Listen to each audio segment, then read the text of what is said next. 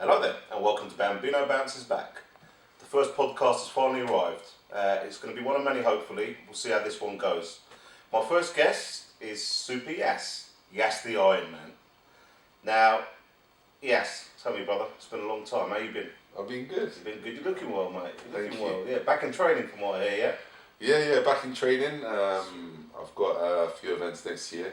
Yeah. So I've started training a few weeks ago. It's hard though. I'm finding it hard. If I'm honest, I'm finding it tough to get to what I know I'm going to have to get to. Right. Just so that the people out there know, could you just give us a little explanation of what an Ironman is and what it involves exactly? And how did you become Ironman? So what an Ironman is a 140-mile triathlon. Mm-hmm. It's the toughest, it's the world's toughest one-day endurance event. So what you have to do is it's non-stop. So you can stop, but for me it wasn't plausible because of the time limit. You have to do it within 17 hours. So you start by a swim, and you do a sea swim or a leg swim, and it's 2.4 miles sea swim. So it's the equivalent of roughly 192 laps in a 20-meter pool.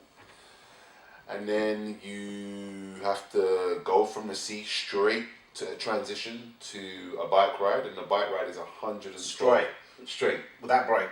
Without a break. Really? What? So you jump straight out the sea and then you walk straight onto the bike? Yes, that's correct. That's crazy, isn't That's it? correct. It is crazy. But Right, okay, right. And how long for? you cycle for 112 miles. You have to cycle for 112 miles. So you go cycle 112 miles, and the landscape varies. So it depends on the Ironman. Yeah. Ironman Wales is brutal, and it's notorious for its hills. So you're doing like ridiculous hills. So there's different levels, each Ironman's different then? Yes. So a lot of marathons, some marathons are easier than others, some flat ones. This is like one of the toughest ones in the world, is that Yes, that's right, correct, okay. Bambino. So you do a 112-mile cycle, and then you have to, and this one also, the transition's actually a kilometre.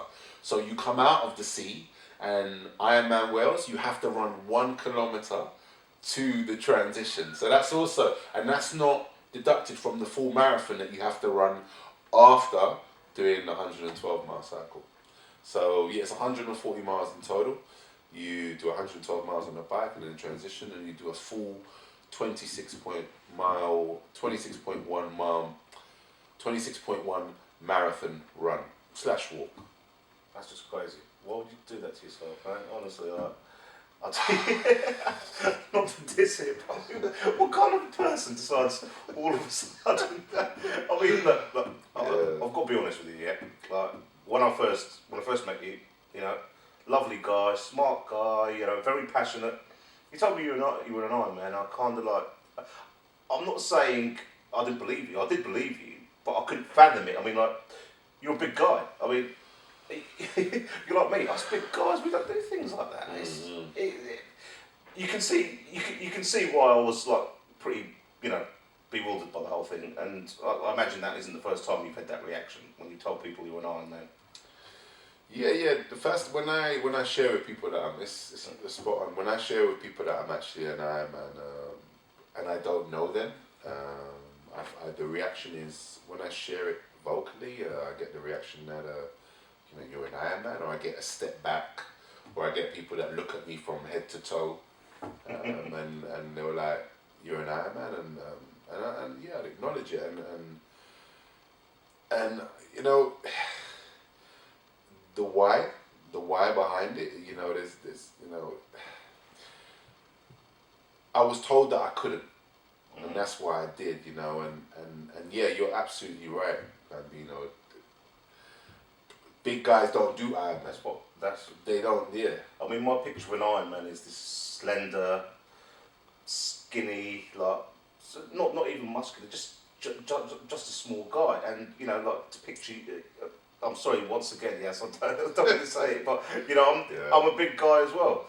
I mean, about my 28-day water fast. To me, that was quite an achievement. I was proud of myself. Then I meet you, and it kind of like puts what I've done into like this really, I feel really insignificant now. So I kind of like think, oh man, do you know what? you just made me feel like crap. So I mean that in a good way. No, It's very motivating. Sorry, I didn't mean it that way. It is very motivating. But right, you decided to do an Ironman. How? Right, it's not something that you can just decide to do, is it? So what was your journey? How did you get to that point?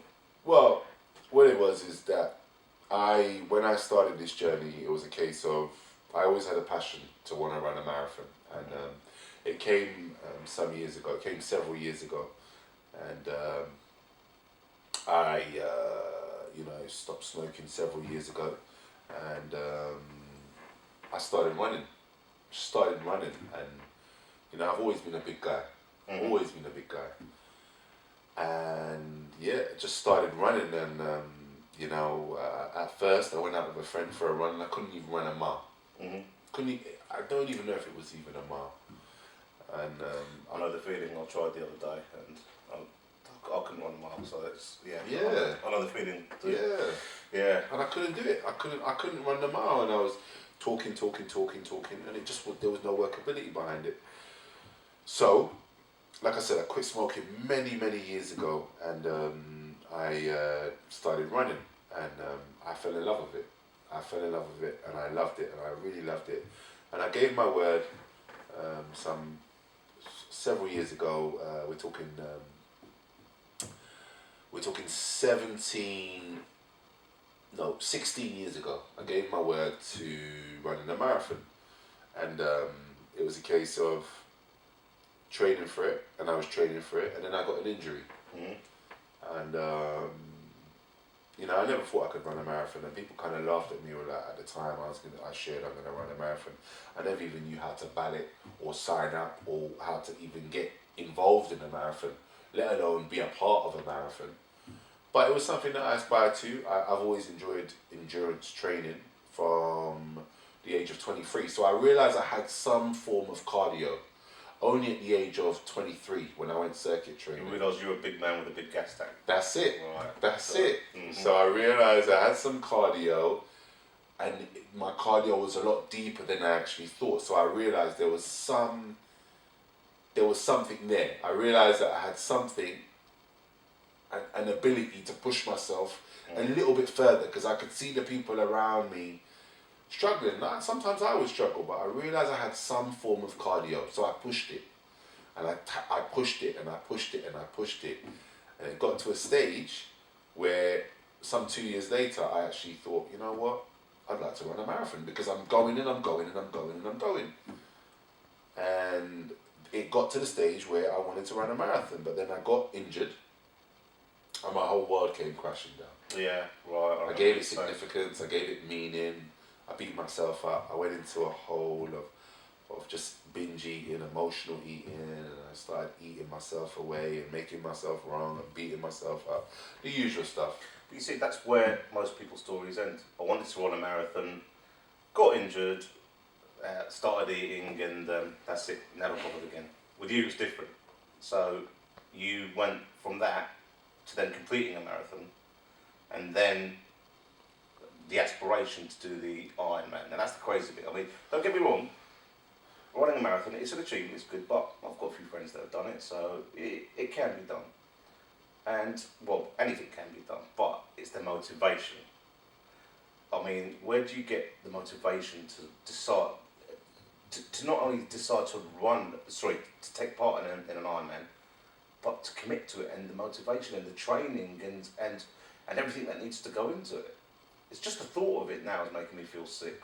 I mean, it's and the fact that you knew you could do it, because you were telling me that you knew that you could, get the marathon. Even your coach, didn't he have his doubts?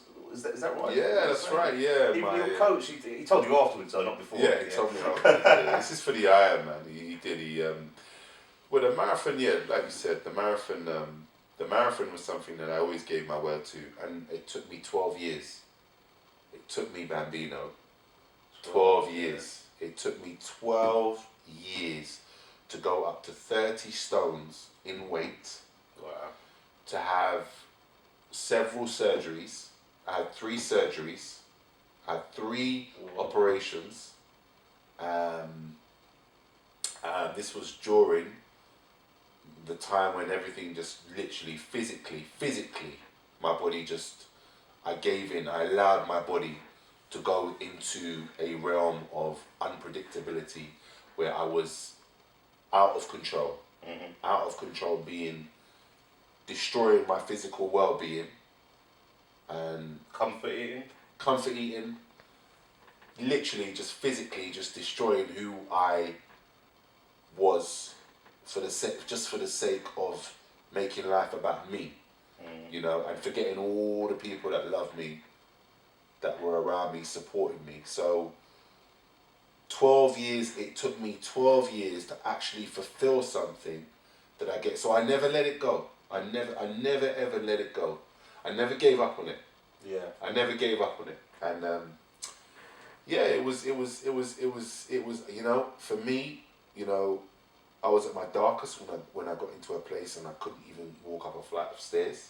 Really? It was unbearable. It was unbearable. I couldn't even go up the flight of stairs, and you know, something had to change, and I decided to just start with I started with shadow boxing. 10 minutes of shadow boxing was all I could do. That's how much I could actually train. And then I started yoga, and it came, and it started, the weight started to come off bit by bit by bit. And then, yeah, eventually, I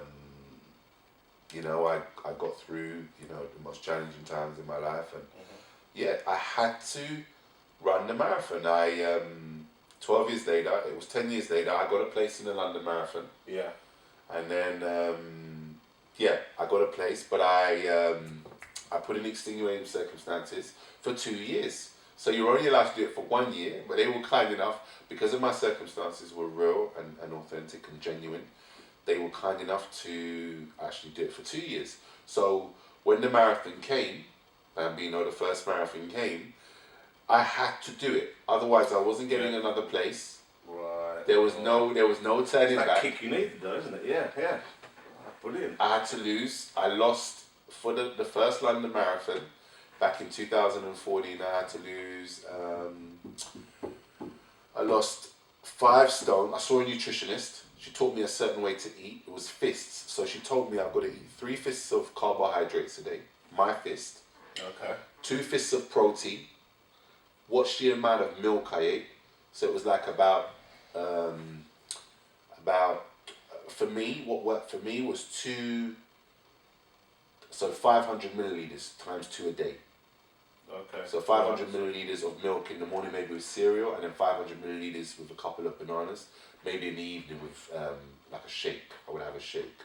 So that's how much I would regulate my milk by. Is that a thing that all athletes do, or is that specific to you? She opened my eyes to it, right, and it worked. And it worked, right. And as a result of, and she said, increase your vegetables, eat loads of vegetables, eat loads of salad. So it was 3 fists of carbohydrates a day, 2 fists of protein a day, and the amount of milk I was having. So calorie-wise, do you know what that equates to? 2,000 calories was the goal. 2,000 calories. 2,000 calories a day was the goal, and it was working. And you had enough energy, 2,000 calories yes. to train and... Wow, okay, right. So it was working. Okay, right, so you've got to the stage, you've done the marathon, you've completed the London Marathon. Yes. An achievement in its own. Yes, thank you. But you felt absolutely amazing after that, yeah? Yes. Now, that's when I think most people would be like, done the marathon, achieved it, I'm a big guy. Alright, no one can take that away from me now, I'm happy, I've done my thing. So, then what makes you, right, did you have a cycle before? Did you know you were a good cycler? No, cycling was only a thing in the gym.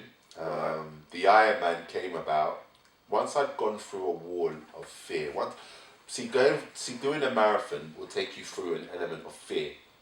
Doing a marathon, if you share to someone, you're going to do something that's out of your comfort zone. That's uncomfortable.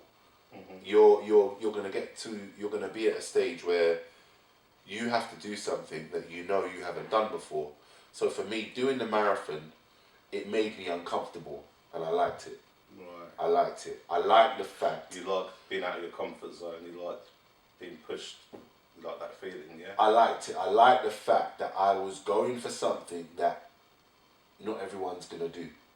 And not everyone is going to push themselves to that level. I like the fact that I was doing something that only certain few are willing to do.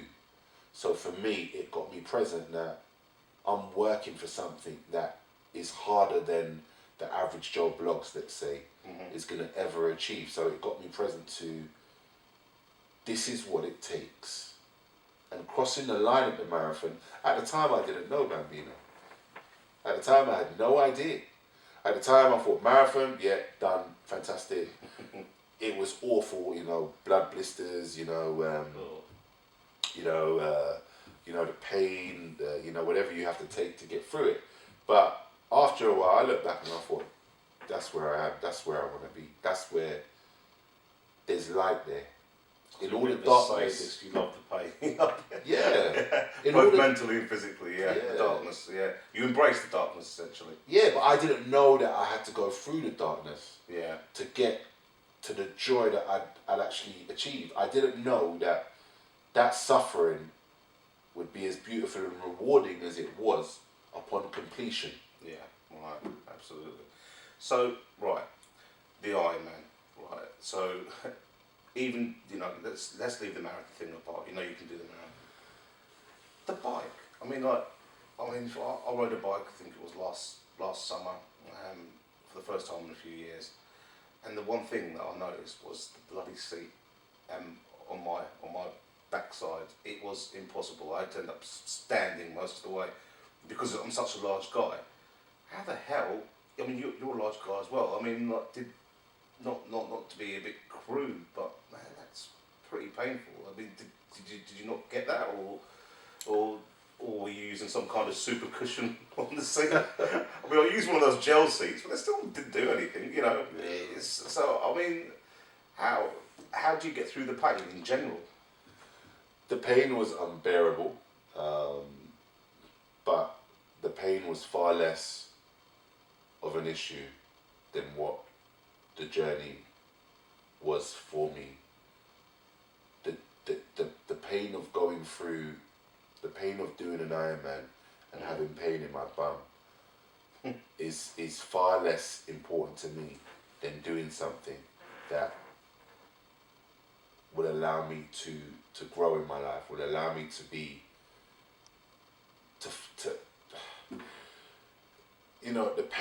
that pain of sitting on a bike is not as... Nothing in comparison to what the goal at the end of it. Yeah. And that's life. You're gonna face challenges. Things are gonna happen in your life. You're gonna wake up in the morning and your electricity's not gonna work. Or you got a flat tire, but what's the end goal? What is the end goal? That you gotta fix that flat tire because you may have a massive project at the end of that flat tire. So do you go to that flat tire and quit? What do you do when you have something small that you face in life? Do you go up to it and say, you know what, I can't do this because of something that's not as important as the bigger picture? And the bigger picture is the most important picture. Mm-hmm. That is the most important thing for me, is that what could I do? So I had a coach at the Ironman. When I done my half Ironman, I didn't think about the bike, it was the swim. Right. It was the swim. So, for me, when I was doing the half Ironman, it was a case of I was fully aware. Mm-hmm. And that's all sweet. Well, we're going to go for a quick break. It's been a pleasure, Yas, and hopefully we'll see you guys in a bit. Thank you very much. Cheers. Thank you.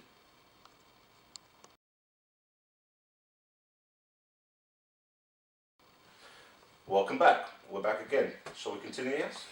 Absolutely. Okay, so we left off with the half marathon. No, we were talking Sorry, about... not the half marathon, the half Ironman. So the half Ironman. So I got to the half Ironman. It was a case of yeah, the bike was a real challenge for me because of my bum and how was I going to sit on the bike. But I'd never even got to cycling. I had a mountain bike that I'd cycled with a few times. It wasn't something that I liked. I cycled as a kid. Cycling with a mountain bike, it never really inspired me. I had a mountain bike. I didn't really want to cycle, to be fair. It wasn't something that I found comfortable. I found it completely uncomfortable. Yeah, snap, I know the feeling. Yeah, absolutely. Absolutely. So what it was is, after completing the marathon, I decided that I wanted to take it further. What could I do? And one of the big things for me was I had a fear of swimming in the deep. I had a real fear of swimming in the sea, and I thought, how could I conquer it?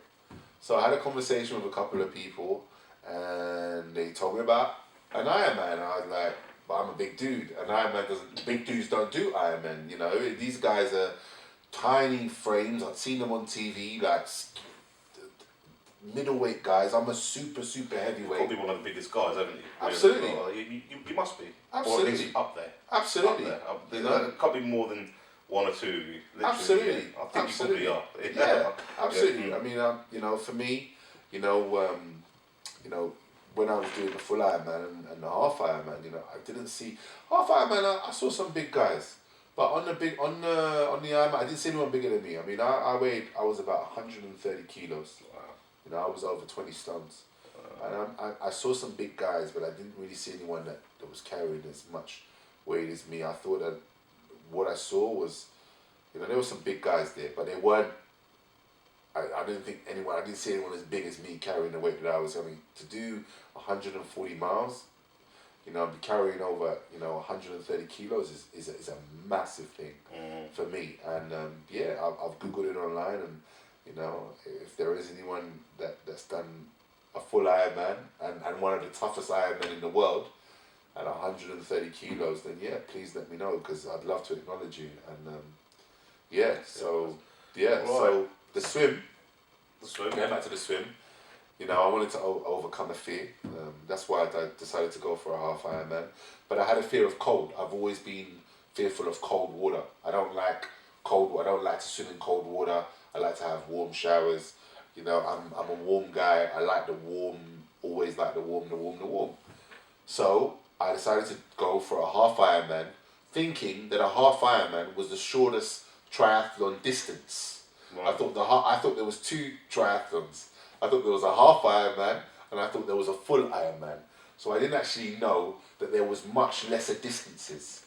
So I was at home on the laptop thinking, where could I do an Ironman? And I love Florida. I always go to Orlando. Love Orlando. Love some parts of the United States. You know, California, the holiday places. So it was a case of, where could I do a half Ironman? And I scaled it down to Puerto Rico and Orlando. They were the two options. Okay. Puerto Rico was in March, and Orlando was in April. And I thought about it, and I thought, you know, I know where to stay in Orlando, and I thought, you know what, I'm going to take a leap of faith. I'm going to try and, I've done the marathon. If I can do a 26-mile run, I can get through a swimming in the sea. You know, I've got to put on those tri-suits and do it, but I can do it. I gave myself confidence and belief that I could do this. I'd never swam in the sea before or in a lake. And you had a fear of swimming beforehand. And I had a fear. Yeah. I had a fear of sharks and all these things, and I was like, can I do this? And it was, again, being uncomfortable, getting into the realm of swimming. I've been swimming for several years, self-trained. So you say you swam in the lake in Florida? Yes, it was a lake. Oh. What, so like, as in Lake? Yes. Wow, isn't Florida known for, is it alligator? Alligators, we saw an alligator. We saw Really? half an alligator on a dual carriageway, and there were signs in the lake, Haines City. It's in Haines City. Right. And I went back there 6 months later, and there was a sign there saying, beware of the alligator. We saw half an alligator on the dual carriageway when we finished. Oh man, you know, completion. I don't care what you say, you would not get me in one of those lakes. No way. Had I known, Oh, you didn't know? I didn't read the waiver. I was a bit naughty. I didn't read the waiver. Was that in the waiver? Possibility of indigenous creatures. Wow. Okay. Beware of the indigenous creatures. They had a on the form. It was my friend who done the Ironman 70 with me. he said to me on the form, on the waiver, it did say there was indigenous creatures. But I never read it. I was so focused, nothing was going to stop me. Right. Nothing was going to stop me from completing that half Ironman. They could have told me there was a dinosaur in the water. There was nothing. I'd never knew what a triathlon was until a few years before. I thought the shortest distance was a half Ironman distance. Right. So the first triathlon I'd done was a half Ironman, and I didn't think that they would have there was a possibility of alligators. And lo and behold, once we'd wrapped, like I said, driving back on the dual carriageway, there was a group of kids surrounding something. We thought it was a dog or something, and it was actually half an alligator. I think the other half had actually been run over by a truck or something. So yeah, so I went to Florida, trained 6 months, put on weight, lost a ton of weight again. Went to Florida with a friend of mine, some family, and I went out there and I put the suit on and I done it, and it was funny, Bambino, because I never shared anything I never shared a time, because at the time I'd met my coach. I'd met this guy, this beautiful human being, and we had a chat. Just by chance, we met a week before. Okay. And he had a chat with me, and he said I shared with him a time, and he said to me, if you're going to complete your first Ironman, times go out the window.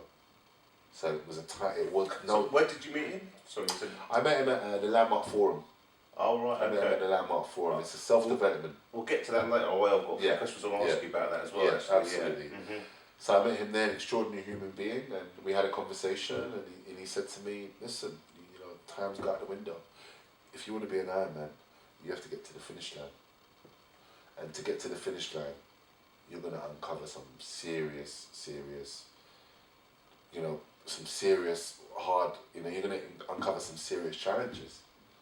Real challenges. And so he was the guy that led you to this. This is what we're here to talk about. The Ironman. So yeah. Right. Now you've explained the beginnings, the marathon, the marathons, the half Ironman. Right. Now I want you now to put me in your head. Give me the guts and all. I want to know every little bit. Just give me a snippet of your journey from start to finish, warts and all. I want to know everything. Just put me in your. Just put me there. Put us there. Okay. All right. Well, don't hold back. No. This whole Ironman thing came about because I completed the half Ironman, and there was a guy called Matt Hoover. Now Matt Hoover, he was on The Biggest Loser. He was an American collegiate. He was a wrestler, and he was on The Biggest Loser. He lost a ton of weight, and he got a fast track. He got a place on Ironman. He got a place in Ironman Hawaii, and he got this place in Ironman Hawaii, and you have to qualify. There's ways to be a part of Ironman Hawaii. It's the World Championship, so you don't just go. You don't just buy a place. That's the mother of all Ironmans, yeah. Bang. That's the World Cup. That's the Olympics. To go to the Ironman, you have to dedicate. You have to be really committed. You have to do several Ironmans. You have to qualify, be in the top 3 around the world in any specific event, maybe the top 2, the top 4. However, he got a place because of his own personal journey, and hats off to him. It is what it is. And he was in Hawaii, and I watched the video, and a friend of mine sent me the video. And this is how this kind of simple. This is how it started for me after the marathon. What could I do next with the half Ironman coming to this guy? So I'd seen his video, and he went to Ironman Hawaii, and this guy finished the Ironman. Now, an Ironman, you have to do it within 17 hours, and an Ironman is called an Ironman because there's cut-off points. If you don't come out of the water in a certain time, they'll physically come up to you and they'll stop you. They'll say, "Sorry, you're not going to make it." What, while you're in the water? While you're in the water. Really? Yeah. So they on boats going along? They're on boats. Yeah, and they're on surfboards as well. So they may come up to you on a surfboard or on a boat, and they'll physically come up to you and they'll say you're not going to make it. So if you're struggling in the water, they'll just put you in the boat. They'll take you back to shore. Same for the bike, same for the run. What if we turn around and say, look, no, I want to carry on? No, it doesn't work. It doesn't work. No, it doesn't work. So they'd only approach you if they know that it's a no-go, you're not going to make it. Yeah, that cold. for your own safety. Because an Ironman is, like I said, it's the most brutal endurance event one day in the world. So they're looking at safety. So people that are doing that, they know the parameters of you won't really find people that are rebelling, and it doesn't go that way. These guys, they have to be as professional. They have to be professional to a degree. So that's what that's it. So like I said, when I met my coach and we had a chat, got through Ironman Florida. What can I do next? And Matt Hoover got me present to, if this guy could do it, and unfortunately he didn't become an Ironman. He done it in 17 hours and 3 minutes. So he got a did not finish. Oh, right. He got a DNF. And they let him go to the end. However, he inspired me. He got me so present to, can I do this? Can I do what this guy has not done? With all the support that he's been given, with the backing of TV stations. Yeah. He had so much. He would have had so much backing, so much money thrown at him. Yeah. And here's this guy, Yas, family guy, regular guy who's come down from 30 stone, who's still a big guy. I'm not one of these guys that loses weight and comes down to 16, 15, 14 stone. I'm going to stay big for the rest of my life. This is what works for me. If at best I come down to maybe 18 stones. But when I went to the Ironman, I was 20 stones. The last time I weighed myself was 20 stones and 8 pounds. So when I signed up for the Ironman, I had no idea it was in the top 10. They say there's Ironman Wales and then there's Ironman. Ironman Wales is no talk. When I shared it with people that I'd met on my own journey, they told me that it's tough in the sea, the run's tough, and the bike is brutal. We're talking Bambino, hill after hill after hill after hill, and then hill and then hill and then hill.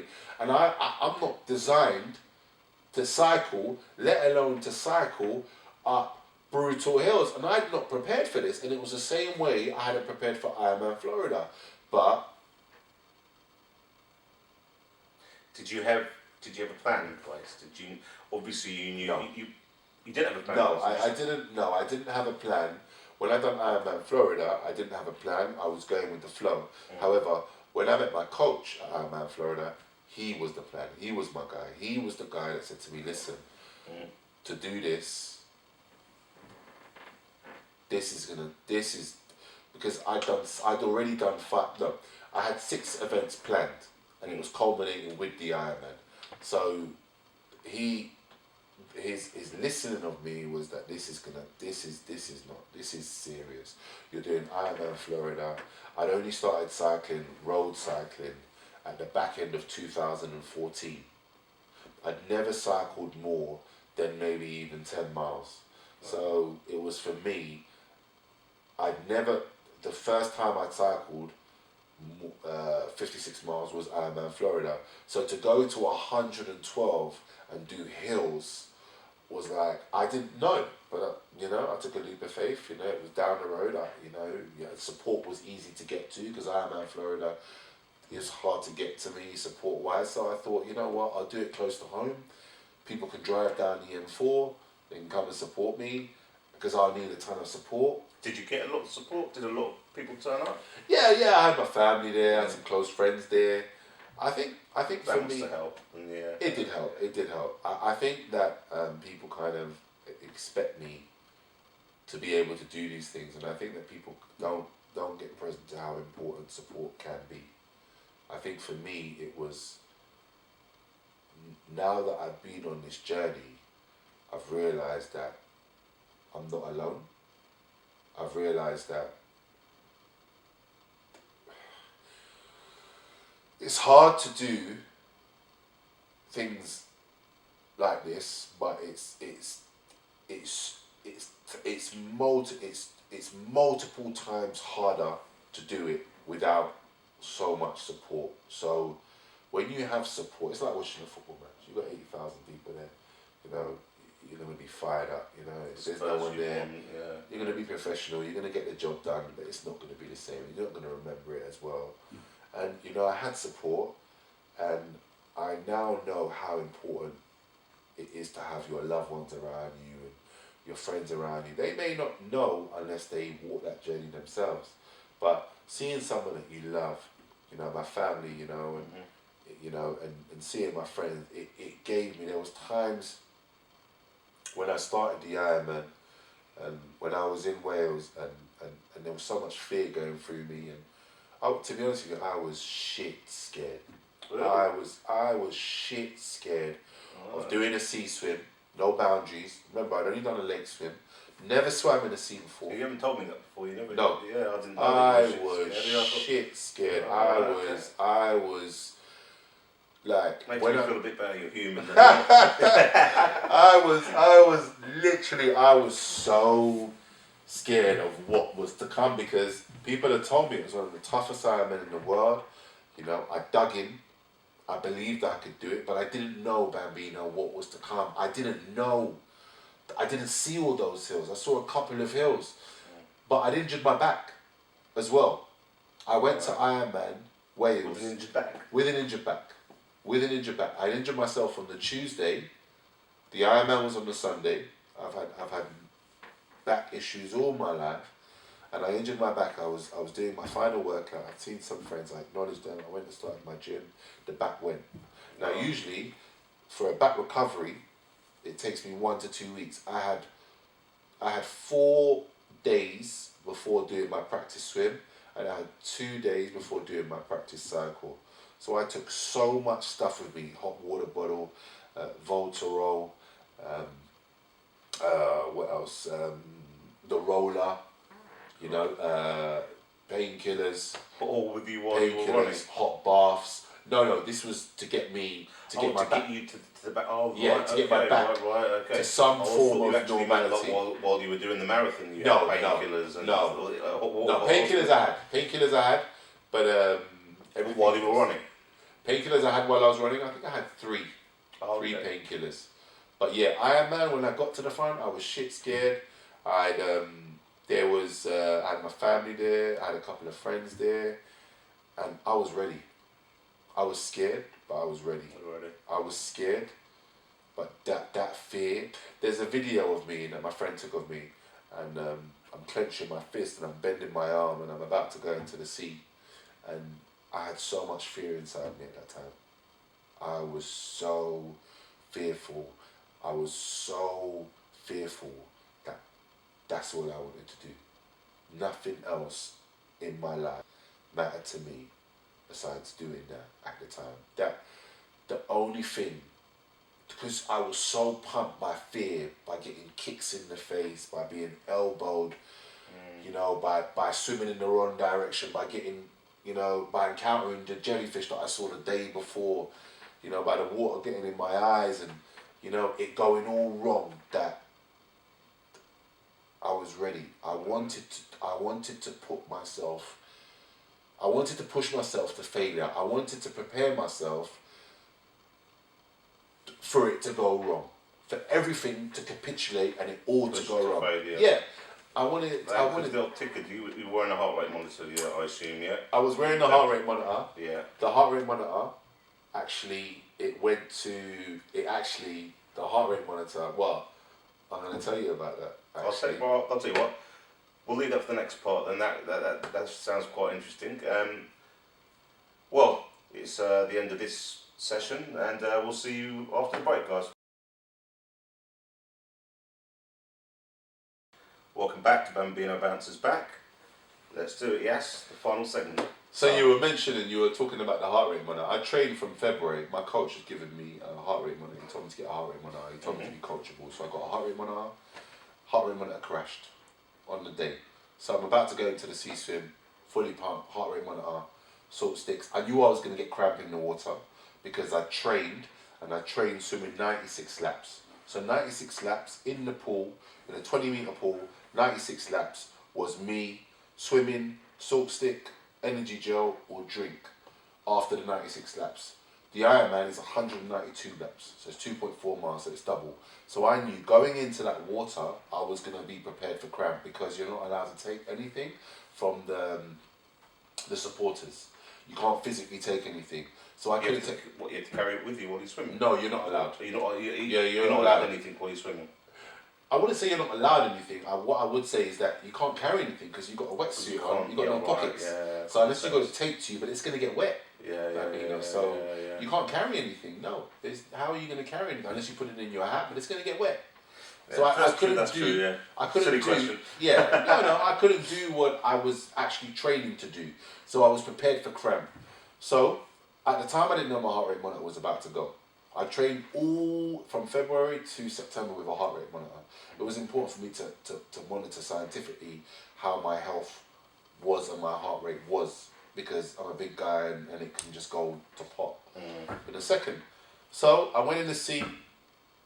Like I said, at the time I was so nervous. I was so nervous. I had my fist clenched. I was in a place of, I've got to do this. I love Wales. I kissed the floor. I put my hands in the air and I went for it. I knew that my best time, I planned for a 1.5 hour swim, but in the gym, my best ever possibly would be 1:25. But I knew going in the sea, it would be harder for me to even get beyond an hour and 30 minutes. They had times for the sea swim, and the times were 1:25, 1:15, 1:40, blah, blah, blah. I went out of just sheer fear. I think it was 1 hour 20, no, 1 hour 30. 1 hour 30. I think it was 1 hour 30. But I knew that to do that, I had to complete the Ironman, I had to cycle no more than 9 hours. So I had to be in the sea and out of the sea to even get any chance of being an Ironman. I had to do it within an hour and a half. Right. But when I done Ironman Half Florida, I done it in 48 minutes. So I didn't think I'd get past. I thought it would be very difficult, considering I'd done it in the pool. I think my best time was an hour and 25. Mm-hmm. So I thought in the sea, maybe an hour and a half. But if I'd done the sea swim in an hour and a half, I would have had to have done a cycle. I would have had 8 hours and 40 minutes to do the cycle. So it still was pushing it very fine. Okay, 8 hours 40 was pushing it because I thought I needed 9 hours because the cycle was brutal. So I trained for a 9-hour cycle. I didn't think I'd be able. I don't wear clicks. I'm not these guys that I wear running trainers because I'm so fearful of dropping off the bike that if I drop and I break bones, then literally I'm not getting back on the bike. Okay. So I wear trainers just to make sure that I've got a little bit more of control. That's what works for me. And it's worked so far. It's worked so far. It works. It's worked. Yeah. So I went in the sea swim. Goggles were working all right, touch wood. Didn't see any jellyfish. And and it was taking an eternity to get to the first buoy. You know, it was taking an eternity. The people behind me were getting small. I could see them on the side. And it was something. Dude, it was something. I was an athlete. I was a real athlete at the time. Yeah, I'd worked my arse off to get there, and you know, it was so surreal. It was so spiritual for me. It wasn't about the Ironman. It was doing something that I loved. I found something that I'd given my all for, and the journey started several years ago. It started way back when I was a kid. I didn't know. So that sense of achievement afterwards must have been phenomenal. Yeah, you know, when I got through the sea swim, and you know, I wanted to vomit in the sea. I had cramp for a third of the 2.4 miles. So what, swimming? Yeah. No. Yeah, I had cramp. So it's like a triangle. So you swim that way. It's like a triangle. So for one of those parts of the triangle, the whole of it I had cramp because I didn't get my salt sticks. I couldn't take my salt sticks. So you just had to carry on swimming, essentially with one leg? Yes, one leg. I swam the whole of the one part of the pyramid, literally. The second lap, I swam one part of it, which is about 30 laps. I swam about 30 laps with cramp. So my left leg had gone. My left leg was cramped. It was like a rock. It was straight. I couldn't bend it, and I was just swimming with one leg. And the pain as well. The pain was excruciating. I was taking in a lot of salt water, but what I could see, what was keeping me going, was the people, because I could see the people straight down that way, because I was looking back at the actual land. Mm-hmm. So that kept me going, and I couldn't believe my time. I'd swam 34 minutes on the first lap, and as I was swimming back, I was started kicking pretty hard because I get really dizzy. So when I come out of the water, when I done my first when I done my river swim at the triathlon a few months earlier, I was quite dizzy when I came out of the water.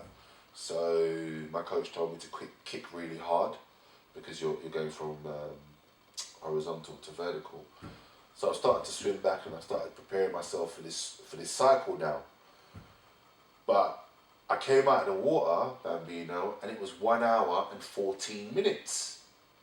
I thought the best time I could get was an hour and a half. If I was lucky, it would be an hour and a half. Yeah. I couldn't believe it. I came out an hour and 14 minutes. And that's for the cramp as well. With a cramp, with cramp, cramp, vomiting, jellyfish that I didn't see. I was fortunate. I saw them on the practice swim. Cool. So you overachieved massively. Massively, and then it was a cycle. So I was lucky to see a really close friend of mine and his son, and it was just so moving to see them. And then I ran on a little bit, saw my family, and that was just so beautiful. Mm-hmm. And then I saw a guy in a masseuse, the guy that massaged me because of my back injury as well. All right. I saw him as well. Yeah, I saw him. And my friend was there. Yeah, and I got to the thing. My transition was 20 minutes, and then it was the bike, and that was it for me. That for me, that was like, can I do this? I knew I had 8 hours and 55 minutes to do the cycle. But I'd only seen a little bit of it before. I'd only cycled the toughest bit, I thought at the time, in preparation a few days before. Mm-hmm. Because, I had a back injury and I went to the highest point. It was tough. It was a place called Narberth. It was tough, but I don't think it was as tough as some of the other parts. But it was tough. And I got on the bike, started cycling, and dude, my ass was killing me. Now, when I cycled on this event, I had two sets of clothing for my bum, like 2 sets of padding for my bum, and my seat is silicone. Right, yeah. It's a silicone seat. I changed it twice. So it was the third seat I had, Bambino. Oh, okay. And I found some comfort in the outfits I was wearing, and I was okay. The hills are brutal. My nose was running from the swim. I could only eat the energy bars that I trained with. I kept rehydrating, so I was drinking two bottles of energy, no water at all, just energy drinks. Just energy drinks. I was taking a salt stick every hour, and it was brutal. I got to 60 miles and I wanted to quit. Really? I can imagine. Wow. 60 miles, I wanted to quit. And you still had all that to go. I mean, and that's without knowing that you've still got the marathon after the bike ride. I wanted to quit. I was ready to go. I was begging, the powers that be for. I was begging the powers that be for a puncher. I couldn't. The hills were too much. I didn't know. I wasn't prepared, and for me it was too much. I persevered. I persevered. I saw my family. I saw my beautiful family, and they were there, and I took a painkiller, I took a salt stick, I drank a whole bottle of fluid, and I gave it another go. I carried on. I was on the bike, and I said, "You've got to do this. If you make it about you, you quit, you go home. It's okay." People will say it's okay, but if I keep pushing, if I keep going, if I don't give up, then what could I create for other people? What could I give back to other people? Yeah, absolutely. You know, so I kept going. You know, I got past the 60-mile mark. My nose was still dribbling. I was in pain, but I kept going. I kept going, and I got to some brutal hills. I was seeing people now with bike issues, and I knew my mileage when I trained all the months leading up. The average mile MPH was 40 miles an hour, but it was dropping to 12. I'd got to 90 miles, I'd got to 95 miles, and my stomach started to turn. And every fuel station I was stopping at, but the last one I couldn't stop. The marshal had come up. I saw my family, and you know, my son was shouting at me. He wasn't shouting. He was very humble actually. He didn't say anything at the time. He was really quiet. How old was he at the time? He was 4 at the time. Wow. And he just looked at me, and it was like, wow, you know, look what Daddy's doing. Look what Daddy's doing. And you know, just seeing him there, you know, my family, and just being, it gave me something. It gave me something. But I was close. I knew that I was close because I knew that my time, I had 8 hours, 55 minutes. Right. So I got back on the cycle. My stomach was gone by then. My stomach had gone. Everything, it was. What do you mean by gone? My stomach had turned. You know, I was feeling a lot of pain in my stomach. You know, I couldn't eat. The only thing I was eating was the energy bars, and I had too many energy bars. You know, literally, and I was drinking. I was drinking the fluid, but then I needed something else. You know, to have energy bars now for 8, maybe 10 hours and not eat anything else. You're doing that much as well. You're burning that much calories. You know, your stomach's gonna turn. You know, and I didn't know what to do. Do I change what I eat and make my stomach maybe worse, or so I keep eating what my stomach's already used to? You know. So I decided to take the Cliff Bars with me on the run, and I got off the bike, and I felt okay. I felt relatively okay, but I knew that to be an Ironman, I'd got off the bike and I'd done the cycling 8 hours 43. So I was 11 minutes ahead of the cutoff. Okay. 11 minutes. 11 minutes. 11 minutes. So I knew that I had to run a marathon in 6 hours. I thought I knew in 6 hours and 15 minutes. Now I prepared to run a marathon in 4 miles 33 an hour. That was the goal. Right. That was the goal. When I come out of the sea swim, I knew that 4 miles 33 would get me to the end. But I'm about to run an Ironman. It's 5:59 at night. Yeah. If you're running a marathon, you're running a marathon at 10 a.m. in the morning, not 5:59 at night. That's just crazy. After cycling 112 miles in one of the toughest Ironman in the world, and cycling and swimming a sea swim. So you know, that was my defining point. You know, after getting through the 60 mile on the cycle, I was ready. I thought, you know, if I do this, how will it? Where would I go from here? Like, if I can keep going, my heart rate monitor wasn't working. It crashed in the sea. It stopped working, so I didn't know where my heart rate was. It's a bit dangerous, though. It is a bit dangerous. It is a bit dangerous. I could have died. I could have died. But you have to.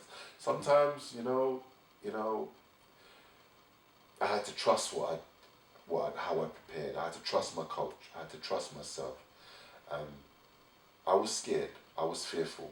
I was 100% unsure. You mentioned like on the YouTube video that I saw afterwards when the announcer says, "Yes, you're an Ironman," and you said you had to go to really, really dark places. Like, what did you mean by that? The sense that I had to go through dark places is that my body had never gone to the extreme that I'd taken it to. Okay. So I had diarrhea. So while you were running. Yeah. So at the beginning of the run, yeah. So I'm setting off for the run, knowing that my bowels have gone. So I've got diarrhea. I need to go to the restroom, but I have to get changed. So my bowels have gone. I'm on the bike, but I'm sitting down. So I'm standing at a vertical now. So the diarrhea is ready now. You know, I've got stomach issues. You know, I've got diarrhea. It's a no-brainer. You know, I'm gonna have to use the restroom. Here's the thing, though. I've got 6 hours and 15 minutes to complete what I've started. Wow. 6 hours and 15 minutes is all I've got. So restroom breaks and eating what I've already eaten and hoping that they'll get me through. But they ran out. So I started the run. I'd done about 4.2 miles in the first hour. I was a little bit off the pace, but I needed to use the restroom. I'd seen no family, no friends, no one. I'd walked most of the start. It was 4 laps. It was 4 10K laps. So I was alone. And I was pushing myself, and I was alone. I was really like, your heart rate monitor's not working, but you have to do this. And I was starting to see people, and these are people, I was starting to catch people, but I was moving, but it was as if I was seeing people that I wasn't seeing again. So I knew that people weren't necessarily getting through the run. So I knew that I had to raise my game, but I had diarrhea, so I was in a lot of pain. And I was actually starting to get slower, Bambino. Right. On the second lap, and there was no one there. I had no support. I was only supporting myself at the time. My family, you know, I didn't see them. You know, they were there, but physically I didn't see them. So I was like, you know, maybe you can't do this. Start to doubt yourself. Yeah, maybe you can't. Maybe, you know, maybe this isn't. Maybe, you know, you've got this far. Maybe it's just something, you know, maybe your body won't allow you to, and you're going to need medical attention. Your heart rate monitor's not working. You could die. You're a big guy. Save yourself for another time. But I kept going. I think I used the restroom eventually. I think I managed to use the restroom on the second lap. And then I saw my family. And, you know, I couldn't stop though. I couldn't stop because of the time. And yeah, I couldn't stop. Family was the finish line, and they were at the finish line. No, this was the second lap. Mm-hmm. This was the second lap. Okay. So I saw my family, and yeah, I'll bring you up to what happened there. Excellent. Yeah, so I'll get you to the point. I'll get you to that point, like, so when I got to my family. Yeah. And yeah, so when I got there, you know, I was like, that was just the lift I needed, because like. Excellent. Well, I'll tell you what, we'll go for one more, I think. I want to hear a bit more about your family. Okay, we're going to go for another segment, I think, and we'll see you after the break. Sure. Cool. Okay.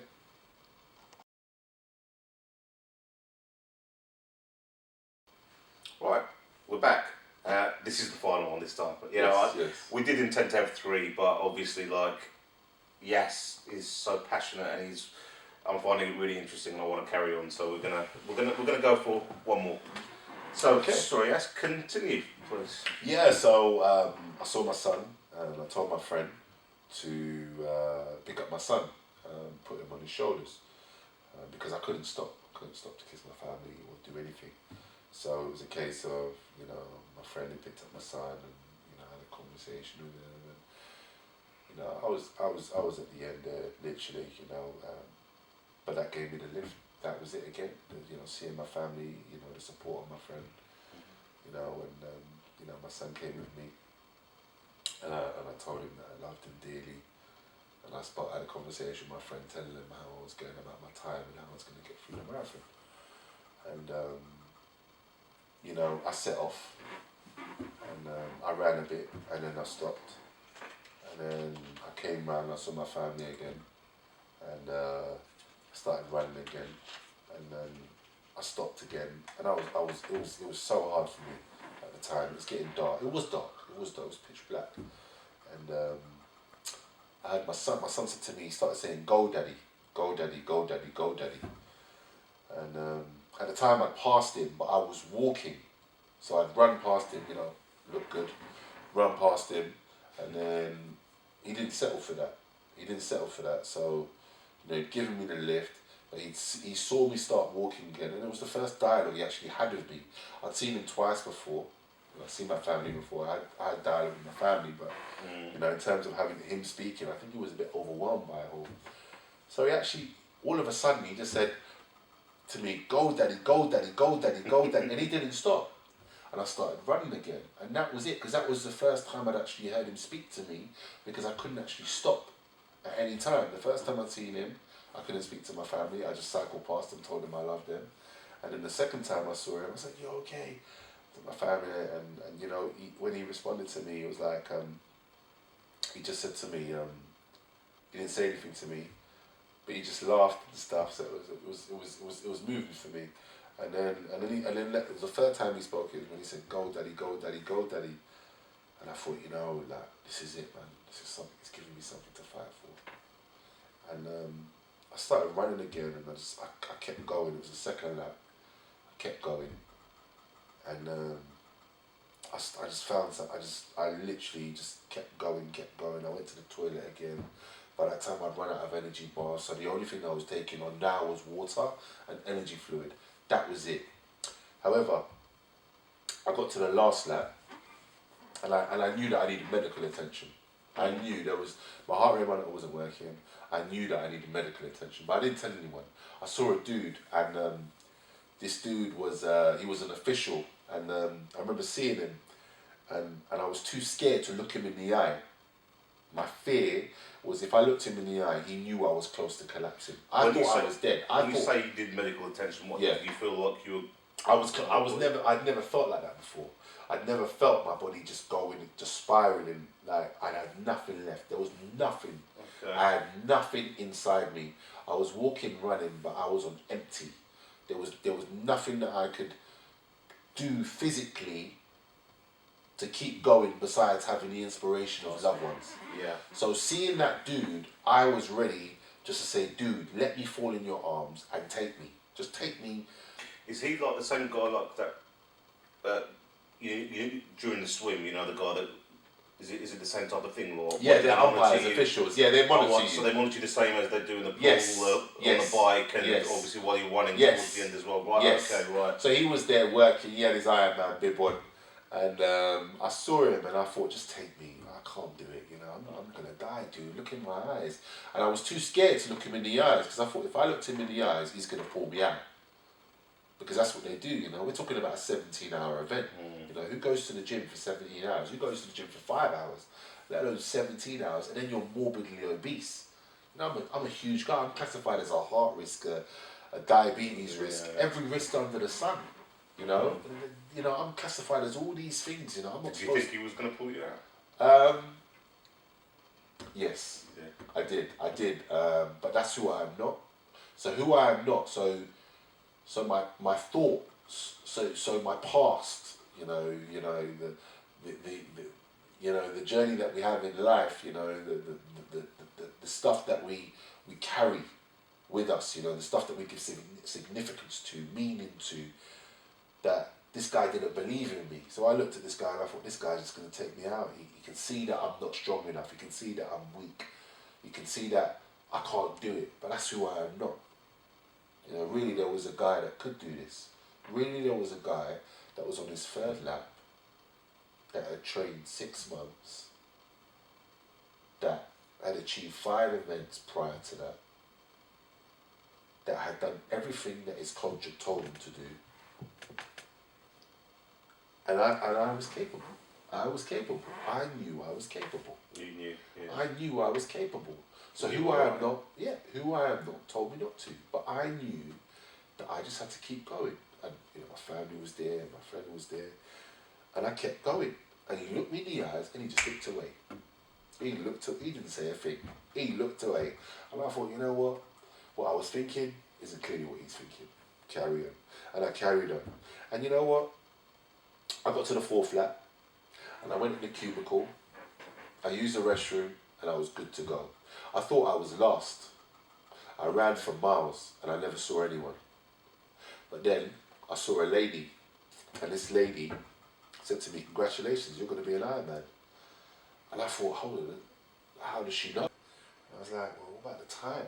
You know, how does she know?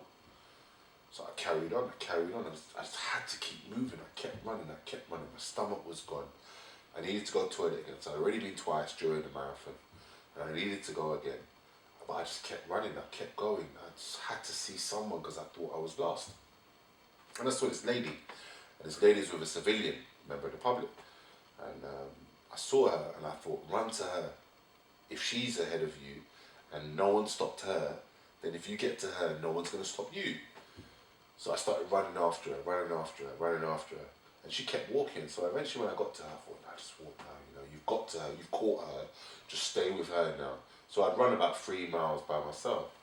And I was about 20 miles in. What was she, if she's a member of the public, I'm sorry, I'm a bit confused. What was she doing there? There was a runner with a member of the public. So a member of the public was actually supporting the runner. She was walking with her. She was aiding her, she was supporting her. Yeah, right. Okay. You know, and for me, seeing that, what I realised was that maybe I'm last, but if I catch her, I won't be last. And if she's still going and no one stopped her, then I can still become an Ironman. And when I heard the lady tell me, congratulations, you're going to be an Ironman, I didn't really trust what she was saying, because how did she know? And I thought I had to do it in 6 hours 15. Okay. But I didn't know I had more time at the time. So eventually I caught the lady, but I was shattered. So I caught her, and then when I caught her, another lady overtook me. So there was a lady actually behind me, and I realised that I wasn't last, but at the time I thought I was second to last, because there was a lady that overtook me, so I thought then I was last. But at the time I was actually second to last, but there was more people, turns out there was more people behind me. So I caught the lady, this lady had caught me, and I just kept going, and now there was hardly no one. There was no one inside. There was a couple of officials on the thing, and I kept running. But like I said, I told some guy that he had enough time. I said, we're going to be Ironman because the lady told us. But this guy didn't believe me. He didn't believe. He looked at me stone cold in the face, and it's like he didn't believe me. But I kept going, and like I said, I still knew that I needed medical attention. I was very 100% committed to getting medical attention at the end, but I kept going. And then this guy that I initially spoken to that looked at me stone cold in the face, he'd actually caught me and he started talking to me. We got talking, and then we got to a turning point. I think we were at the last lap, so we were at the fourth lap, but it was only half a lap. That's how they kind of worked it out. So we were at the fourth lap, but only halfway to go. So I think we had 10K, it's 5K left. We had 5K left. And 2 guys were there, a guy and a lady were there. And they said, congratulations, you know, you guys have got time, just keep going. So we kept going, and my stomach was gone at the time. I wasn't sure if I needed to go to the toilet again. I wanted to, but I wanted to keep going. I was a bit concerned about the time. But now that I met this guy, we just kept walking, and we kept walking, and we didn't run. I said, I'm not running anymore, we're going to be an Ironman. So we kept walking. So when we kept walking, we eventually started walking. I was starting to feel better. I was starting to feel much better. Oh, second wind. Yeah, second wind. So we started walking, and then we started getting closer and closer to the end. And at the time, I said to him, do you want to take photographs or shall I? And he decided to run ahead of me, and I walked. And then when I got to the end, I started running. I saw my family, and it was a case of, I'm going to make this. I'm going to get there. So I started running at the end, and I remember my wife saying to me, like, you know, she shouted out, yes. And that was so moving for me. It was just so powerful, and because I was close to the end, and I started running, and I just started running, and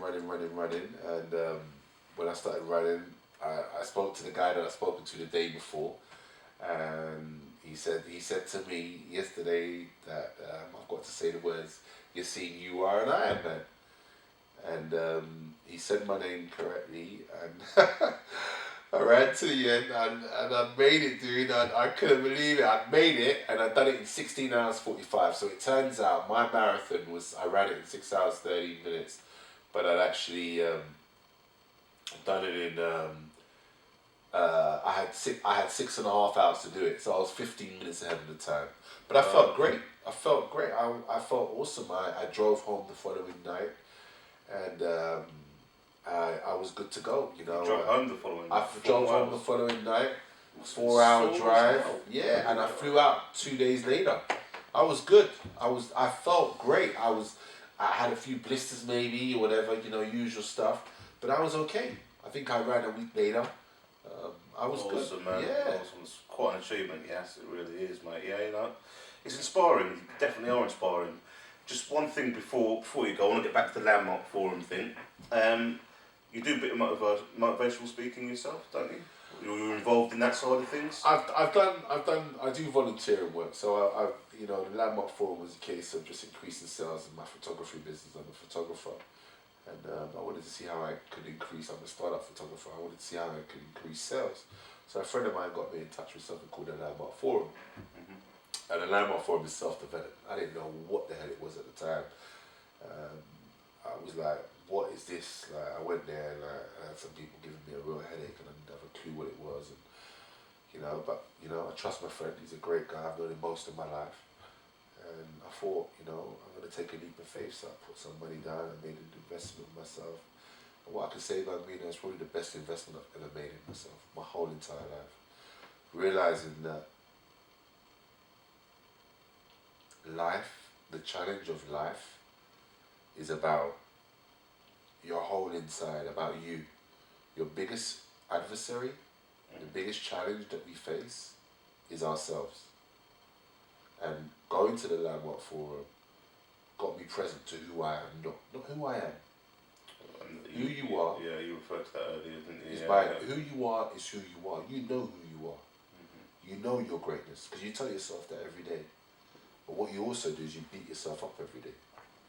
And what I got present to at the Landmark Forum is who I am not.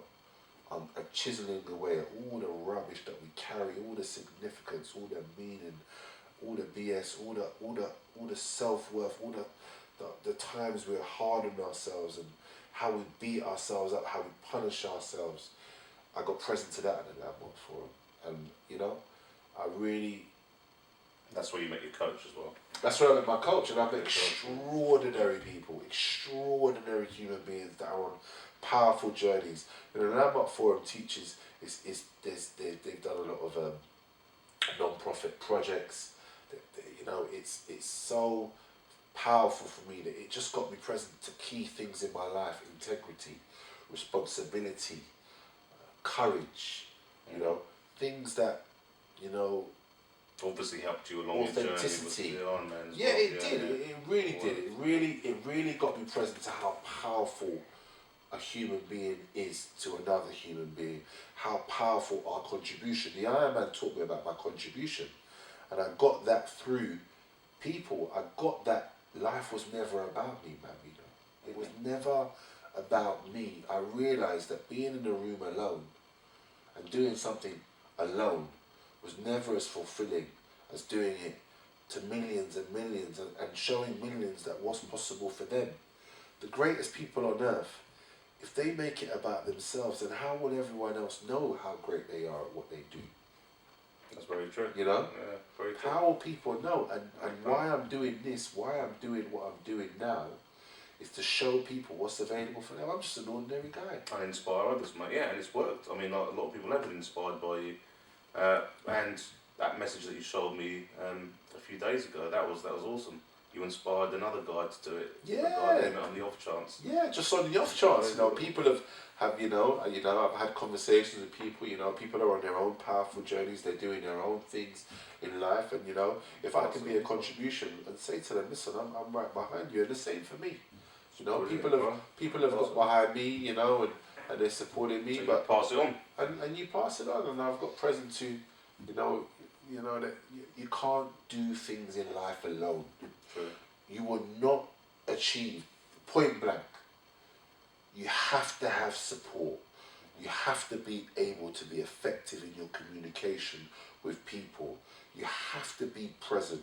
You have to be authentic with people so people can get the gist of who you are. Otherwise, people will never know how to deal with you. Exactly. Yeah. You have to be able to communicate. You have to be able to be yourself, because then you can grow. There's growth there.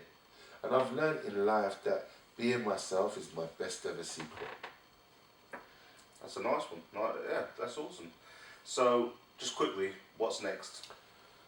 First thing, write a marathon. Mm-hmm. I've got 8 events planned next year, culminating with an Ironman. Awesome. Ironman Barcelona. And then a week later, I've got my own personal Ironman. So it was a case of the Ironman Hawaii, what it was is I wanted a fast track. I didn't think that I was able, fitness wise, to do too many more Ironman events. So because of my journey, I wanted to share my journey and see if Ironman Hawaii would allow me to do a Matt Hoover. Go there, get a fast track place. However, meeting the people that I've met on my own journey, Ironman Wales, all around the circuits and, whatever I've been doing, just meeting people and hearing their stories and what they have to do to get to Hawaii, it got me present that fast track doesn't work. Shortcuts don't work for me. So I'm going to earn my place. Okay. However, I gave my word to go into Hawaii next year. Mm-hmm. So I'm not going to do their Hawaii Ironman. I'm not going to do the Ironman World Championships. I'll be there that weekend. Okay. If I'm able to get there, we're going to see how Ironman Barcelona goes and how everything else manifests and turns out. But the point for me is I'm going to see how it goes and you'll know if I'm going to do my own Ironman in Hawaii. We're just going to see how the journey goes. See how it goes. And then I'll share it. So keep me updated, dude. I will. Yeah, and absolutely. hopefully we'll come back again. You can. Yeah. Well, cheers, Yas. We'll see. You're welcome. Take care. Thanks very much. Thank you very much, guys. It's been great having you. This is the end of the first podcast. Hopefully it was informative. I know Yas was very passionate. He always is. Take care, guys. I'll catch you next time. Bye-bye.